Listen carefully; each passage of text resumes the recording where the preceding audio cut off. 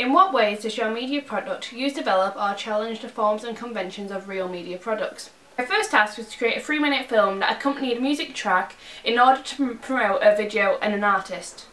I believe I did that in my video. I started this process by looking at other music videos of the rock alternative genre. My music video is to the song "There's a Good Reason These Tables Are Numbered, Honey, You Just Haven't Thought of It Yet." I first researched many videos, and I did textual analysis of 2 certain videos because I wanted to see a performance-based video and a narrative-based video. I obviously went more of a narrative-based video, but always also had a hint of performance. The first video I looked at was 21 Pilots' Holding On To You. I love this music video because of its simplicity, as the fact it is in black and white and there is just dancing included and then just performance on the drums and singing. I also looked at King for a Day by Pierce the Veil. This story is very narrative based, as it's about 2 workers robbing a bank. In some sense, they're paying back what their boss has stolen from them to all their co-workers. I liked this narrative because narrative was the main part of the video. However, there was hints of performance, which is what I feel like my video is more suited to. So as you see in some clips that you see that they're playing a guitar or singing over a desk and singing while they're in the narrative, which is what I believe was good for mine. I also looked at many theorists. Andrew Goodwin's 6 features of music video were very important to me, as they are the true conventions of music video itself. So I tried to incorporate every single one into my video. I'll go through the ones now and explain it in a bit more detail now. Music that demonstrates genre characteristics. This is like in a pop video you'll see lots of dancing, and in a bright colours, and in a rap video you'll see lots of hooded guys and, you know, the typical things you see. In a rock alternative video you usually see a storyline or musical instruments, much like a Paramore video, like Playing God. There's more of a narrative behind that rather than a rock video, because I feel like rock alternative artists are a bit more creative in some sense. They don't follow the conventions as much as pop videos and rap videos do. I believe mine follows it because mine has a narrative and it has instrument playing. However, it only has the piano and the drum kit. It still shows that they play the instruments and the music is what they actually care about, more than promoting themselves. However, they still have to do that to get money and whatnot. The second point is the relationships between visuals and lyrics. I did this in my video with the line, "happens to be laced with nitroglycerin," because the packet on the cigarette box. So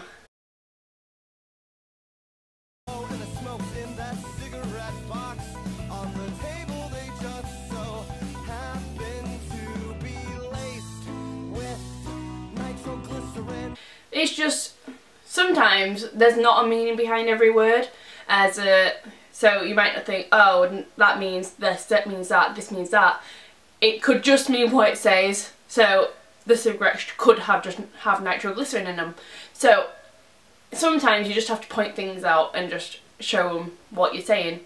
The third feature is relationships between music and visuals, which was one of my favourite things to do. However, one of the most annoying parts of editing was whenever a trumpet blast sound or a staccato note on the piano, like do do do do, I'd make a cut very quickly in the video.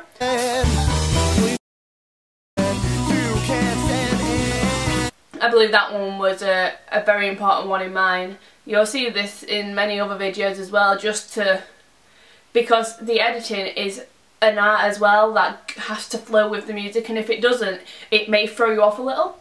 So particularly like in music videos that I watch, like for example this one, I like seeing the videos they're going along with it, the editing going along with the video, so I feel that the staccato note is more emphasised.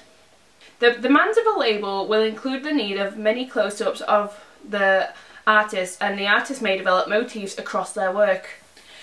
I did lots of close-ups of my artist. The lead singer in this case is Brandon, and the video, I filmed quite a lot of just his face, and I made sure that he was in most of the shots and it wasn't just India and Helen and part of the narrative.